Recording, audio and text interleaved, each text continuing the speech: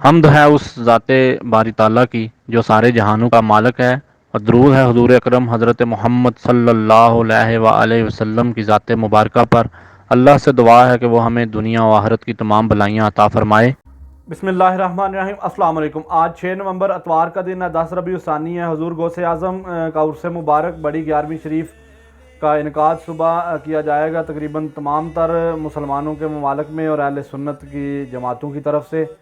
اور آپ تمام لوگوں کو یہ دن بہت بہت مبارک ہو۔ آگے ہم بات کریں گے 6 نومبر وہ دن ہے 2017 کو جب حضور امیر المجاہدین حضرت علامہ حافظ ہادم حسین رضوی صاحب نے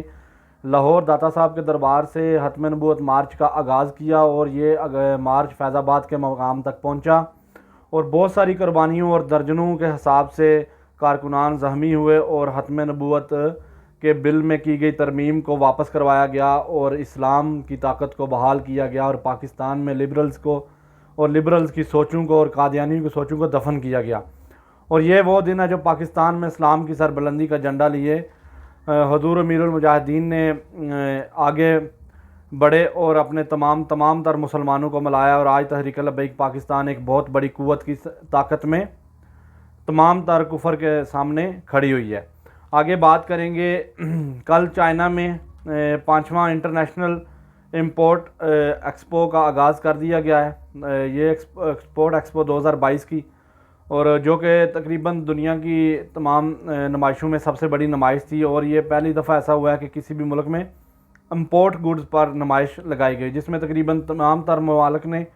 127 ملکوں کی کمپنیوں اور نمائندگان نے شرکت کی۔ اس کے علاوہ اہم بات کریں گے، نمائش میں افغانستان سے بھیجی گئی چیزیں اس نمائش کا حصہ بنی، جس میں پائن نٹس یعنی کہ ڈرائی فروٹس شامل تھے، اور اس کے علاوہ افغانستان میں بنائی جانے والی اعلیٰ کوالٹیز کی کلین اس نمائش کا حصہ بنائی گئی۔ منسٹری آف انڈسٹری کی بات کریں گے، ministry of industry and trade کے حکام نے بتایا کہ انہوں نے پچھلے 7 ماہ میں صرف 3 ملکوں سے جو ٹریڈ کی ہے وہ تقریباً $1 بلین سے زیادہ ہے، اور $1 بلین کی اشیاء دوسرے ملکوں کو ایکسپورٹ کی گئی ہیں، ان میں بھارت، تاجکستان اور پاکستان شامل ہے۔ اس کے علاوہ چائنا، ازبکستان، جرمنی، ترکی، ایران کے ممالک کے ساتھ بھی افغانستان ایکسپورٹ کر رہا ہے۔ Ministry of border and tribal affairs کے منسٹر ملا نور اللہ نوری صاحب نے صوبہ واہان کے ضلع پامیر کے ریموٹ ایریاز کے نمائندگان سے ملاقات کی، اور اس ملاقات میں انہیں بتایا کہ پامیر روڈ کی مرمت، کمیونیکیشن نیٹ ورکس کی ایکٹیویشن اور اس ضلع کو سینٹرل ایریا سے ملانے کے لیے تمام تر جو کمیونیکیشن روٹس ہیں اور اس کے علاوہ ٹرانسپورٹ روٹس ہیں ان کو بہت جلد تعمیر کیا جائے گا، تاکہ ان ریموٹ ایریاز کو سینٹرل ایریا سے جوڑا جائے۔ اس کے علاوہ انہوں نے بتایا کہ انہیں یقین دلوایا کہ بہت جلد وہ تعلیم اور صحت کے شعبے میں بہت بہتری دیکھیں گے۔ اس علاقے میں بنایا جانے والا سلک روڈ جو کہ نامکمل ہے ابھی تک، اس کا کام بند ہو چکا تھا، اس کو بھی دوبارہ شروع کر دیا گیا۔ اس کے علاوہ بات کریں گے، صوبہ جوزجان کی انتظامیہ نے بتایا کہ اس صوبہ میں تقریباً 63 ملین افغانی رقم کی لاگت سے ایک کمرشل مارکیٹ کی تعمیر کی جا رہی ہے، اور حکام نے بتایا کہ یہ مارکیٹ جو ہے وہ جوزجان میونسپیلٹی کی طرف سے ان کے جو بجٹ ہے اس میں سے تعمیر کی جائے گی، اور اس کو 9 ماہ میں کمپلیٹ کیا جائے گا، اور تمام تر جو جوزجان کے لوکل بزنس مین ہیں، کاروباری حضرات ہیں جو کہ پہلے کاروبار کر رہے ہیں، اور اس کے علاوہ جو چھوٹے چھوٹے کاروباری ہیں اور جو لوگ کاروبار کرنا چاہتے ہیں، ان تمام لوگوں کے لیے آسانیاں پیدا ہوں گی اور انہیں اس مارکیٹ سے بہت فائدہ ہوگا۔ آگے بات کریں گے کابل میں موجود ایگریکلچر ریسرچ سینٹر کی، ان کے حکام انہوں نے ایک میٹنگ کا انعقاد کیا جس میں اسلامی امارات کے حکام اور ایگریکلچر سے ریلیٹڈ مختلف شعبہ جات سے جو کہ ایگریکلچر کے مختلف شعبہ جات ہیں ان سے تعلق رکھنے والے لوگوں نے اس میں شرکت کی۔ انسٹیٹیوٹ نے بتایا کہ وہ بنیادی اور ضروری جو ایگریکلچر کی چیزیں ہیں ان پر ریسرچ کر رہے ہیں، اور اس ریسرچ میں انہیں کافی فائدہ ہوا ہے، اور یہ تمام تر جو ہیں اس فائدوں کو وہ کسانوں کے ساتھ شیئر کر رہے ہیں تاکہ ہماری فصلوں کی پیداوار میں اضافہ ہو۔ اور انہوں نے بتایا کہ ان فائدوں کو اور ان چیزوں کو استعمال کر کے ملکی پیداوار میں اضافہ ہوگا اور ہمارے کسان خوشحال ہوں گے۔ صوبہ بلخ کے کسٹم حکام نے بتایا کہ پچھلے 6 ماہ میں اکٹھی کی جانے والی آمدنی کی رپورٹ انہوں نے پیش کی۔ ادارے نے بتایا کہ اس 6 ماہ میں بلخ کسٹم نے 4 بلین افغانی سے زیادہ رقم آمدنی کی مد میں اکٹھی کی ہے، جو کہ پچھلی حکومتوں کے مقابلے میں نمایاں اضافہ ہے۔ تو یہ تمام تر آمدنی بہتر مینجمنٹ، کرپشن کے خاتمے اور پروفیشنل لوگوں کو متعلقہ جگہوں پر کام کرنے کی صورت میں وجود میں آئی ہے۔